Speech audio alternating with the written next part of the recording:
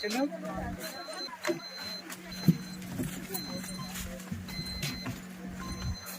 Line में हो जाइए। लाइन में बेटा लाइन लगो।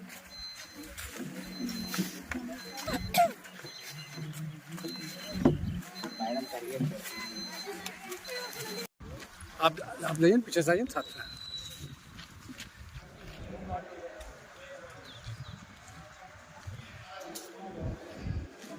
कंस्ट्रक्शन का काम होता है हमारा, बिल्डिंग बनाना, ब्रिज बनाना, बड़ा बड़ा पुल देखते हम लोग बनता है ना, वो सारा किसके अंदर आता है? सिविल डिपार्टमेंट के अंदर आता है। ठीक है, पहला वो हुआ। दूसरा मैकेनिकल इंजीनियरिंग, जितना भी तुम पावर प्लांट या व्हीकल वगैरह हम लोग जो देखते हैं उसमें मैकेनिकल से रिलेटेड काम होता है। और तीसरा ब्रांच कौन सा होता है हमारा? इलेक्ट्रिकल। इलेक्ट्रिकल तो सब लोग जान रहे हो, इलेक्ट्रिसिटी से रिलेटेड जितना भी चीज़ हम लोग होगा वो इलेक्ट्रिकल। इसके अलावा भी बहुत सारे ब्रांचेज हैं, कंप्यूटर साइंस है, बहुत सारे ब्रांचेज हैं, फूड इंजीनियरिंग है, एग्रीकल्चर इंजीनियरिंग। बट हमारे यहाँ जो मेन जो तीन सबसे पुराने ब्रांचेज हैं, सिविल, मैकेनिकल और इलेक्ट्रिकल। तो सिविल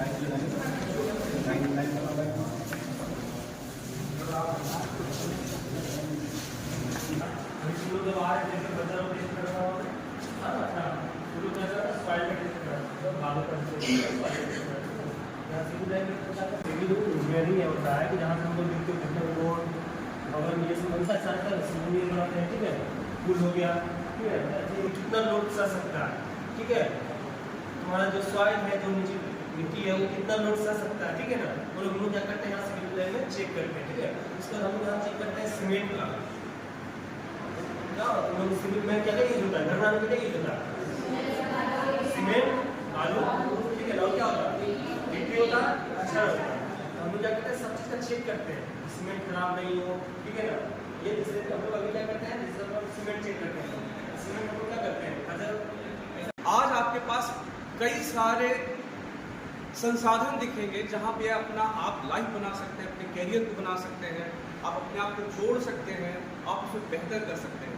आज आपके मन में बहुत सारे क्वेश्चंस आएंगे, हमारे विद्वान प्रोफेसर्स आपके सामने होंगे और आप उनसे क्वेश्चंस पूछेंगे। कोई हिचक नहीं, क्रमादरणीय प्रिंसिपल साहब, मैडम, टीचर्स में रिक्वेस्ट करूँगा कि आप बच्चों के साथ असिस्ट करें। अगर कोई क्वेश्चन वो ना पूछ पाए तो आप उनसे पूछ के हमारे प्रोफेसर से जानें। कई सारे आप लैब विजिट करेंगे, कई सारे क्लासरूम देखेंगे, डिफरेंट डिपार्टमेंट्स को देखेंगे और अपने लिए आप संभावनाएं तलाश करेंगे। आपका मन क्या कहता है कि वो कौन सा क्षेत्र है जिसमें आप बहुत अच्छा कर सकते हैं? अपने स्ट्रेंथ को पहचानिए और उसी फील्ड में आप आगे बढ़िए। जैसा सर ने बताया, एक विश्वविद्यालय है, यहाँ पे बहुत सारे संकाय हैं जहाँ अलग अलग विधि की पढ़ाई होती है। 10वीं के बाद जो रास्ते खुलते हैं आपके लिए वो होता है पॉलिटेक्निक इंजीनियरिंग का। 12वीं कर लेंगे, उसके बाद मैक्सिमम सारे आप बीटेक में इंजीनियरिंग पढ़ सकते हैं 12वीं के बाद। ठीक है, जैसे आपके घर में आग लग जाता है, कुछ भी लग जाता है, आपको दौड़ के जाने की जरूरत नहीं है। ऐसा बना हुआ है अगर आप वहाँ रहेगा, ये अपने आप सेंस करेगा, जिधर आग है उधर ही दौड़ेगा। ये पानी रहेगा ठीक, उसको जाकर पानी को उसको प्रचार कर देना और बंद हो जाएगा। इसी की देश से बना हुआ फाइल करके बना हुआ। ठीक है, रोबोटिक दौड़ेगा गाड़ी उसी दिशा में। अगर चाहोगे जहाँ अगर माचिस यहाँ जलाएंगे, लाइटर जलाएंगे तो गाड़ी उसी की दिशा में दौड़ जाएगा। अब पानी इसमें डालेंगे तो पानी क्या अपने आप मोटर लगा ऑपरेट करके उसको बंद कर देगा, पिघला देगा। ये देखिए रोबोटिक वैसे है। और हमारे पास है, ठीक है, ये आप अनुभव इसका समझ में आएगा कौन सा चीज़ है। ये प्रोजेक्ट है, देख रहे हो ना, ये प्रोजेक्ट है आपका। ये पावर फैक्टर कंट्रोल मेथड है। ठीक है, लेकिन आप लोग उसका पावर फैक्टर भी नहीं समझ पा रहे होंगे।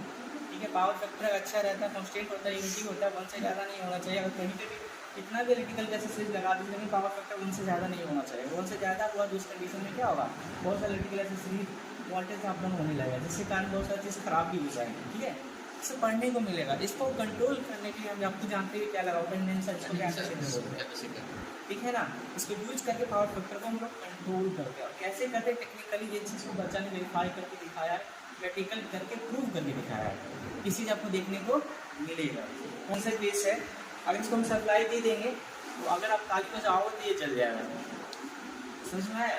और क्लैप करोगे, ठीक है, ये जल जाएगा। आप एकदम क्लैप करके छोड़ दिए भी शांत हो जाएगा, तो फिर ये बंद भी हो जाएगा।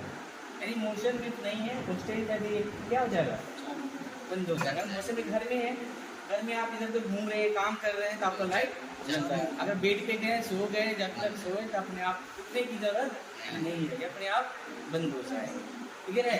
पढ़ना चाहते हो जो अच्छा लगे उसके तरफ चलो। ये देखो स्मार्ट हाउस मैंने बताया था, ठीक है, वो तो दिखा अपने आप बंद होगा। ये इसमें क्या है ना, ये आपको कुछ नहीं, मोबाइल में कनेक्ट होगा, एक ऐप होता है, इंस्टॉल कर लो, बेड पे ही सोए हो, चाहे तो पंखा चला लो, ट्यूबलाइट जला लो, जो भी करना आप सोते सोते कर सकते हो, उठने की कोई आवश्यकता नहीं। समझ में आ रहा है ना?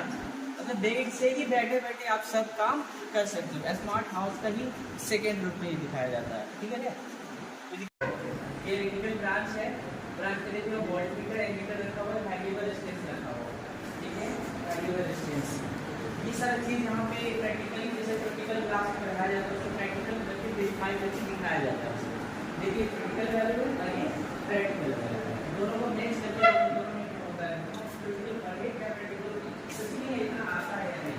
ठीक है, आपसे इंग्लिश वैल्यू जिसके लिए हमारे छोटा लेवल का हम सीखते हैं, ऐसे लार्ज लेवल में लोग यूज करते हैं, ठीक है, इसे छोटे छोटे चीज़ को सिखाया जाता है।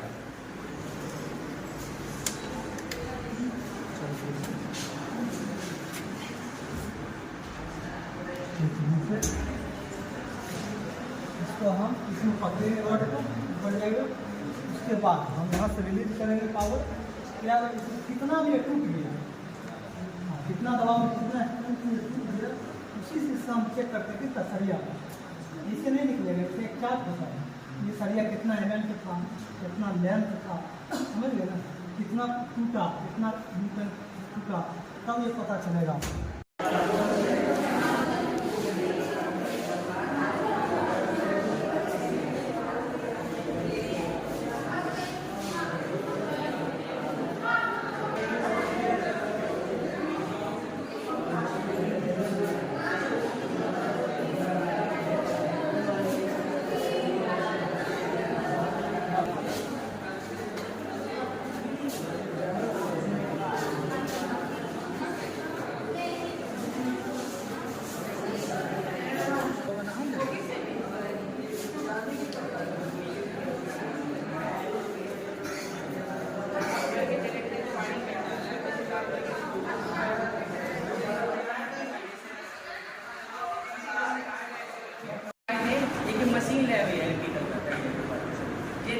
मशीन लैब है, ठीक है। मशीन देने का मतलब यहाँ जितने तरह का मोटर है सब, चाहे एसी मोटर हो चाहे डीसी मोटर हो, सभी यहाँ अवेलेबल है। आप डीसी का मैक्सिमम सप्लाई कितना देखें, 12 वोल्ट 25 वोल्ट, इससे ज़्यादा आप नहीं देखते होंगे, लेकिन हमारे पास हम दिखाएंगे मैक्सिमम 230 वोल्ट तक आपको डीसी सप्लाई दिखा सकते हैं।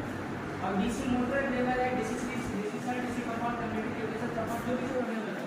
आपको कैसे इसकी वर्किंग है, बनावट है, कंस्ट्रक्शन है, टोटल उसी चीज़ को दिखाने को मिलेगा। मैंने बताया ना, आप जब तक आप कोई भी नहीं करोगे, आपने हमारे पास मोटर है, कभी सोचते हो कोई भी मोटर यहाँ अवेलेबल हमारे पास लगा। तो ये बहुत ही आप लोगों के लिए हेल्पफुल रहेगा। कंप्यूटर हमारे एक इसेंशियल पार्ट है, लाइफ का एक इसेंशियल पार्ट बन चुका है।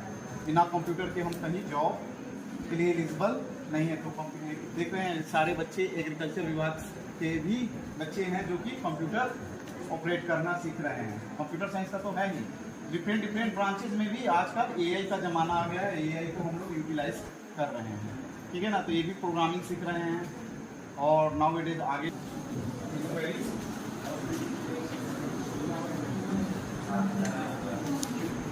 एक्सपेरिमेंट करते हैं, टाइट्रेशन करते हैं, कौन सा केमिकल लगे, कौन सा रिएक्शन करवाना, ये करते हैं इस वाले लैब में, ठीक है। मशीन सब लगा हुआ है। वाटर देखते होंगे, बहुत टाइप का वाटर होता है, 3 टाइप का वाटर होता है, डिस्टिल वाटर भी लगता है, इसे हम प्यूरिफाई करते हैं, बाहर निकालते हैं। वहाँ पर भी लगा हुआ कि केमिकल हीटिंग करने के लिए पारा होता है।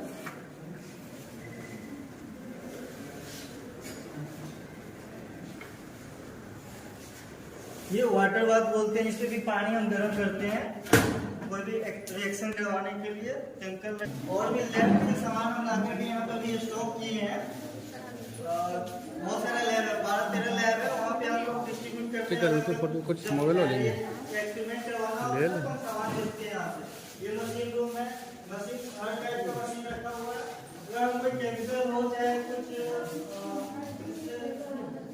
फलों वगैरह से तेल पौधा सुखाना होता है ना, कट करके उसको यहाँ से सुखाते हैं हम लोग, ठीक है। इसको हॉट एयर ओवन बोलते हैं। सेकिंग मशीन होता है, तो सेक करते हैं, हाथ से करते हैं, तो ये होता है।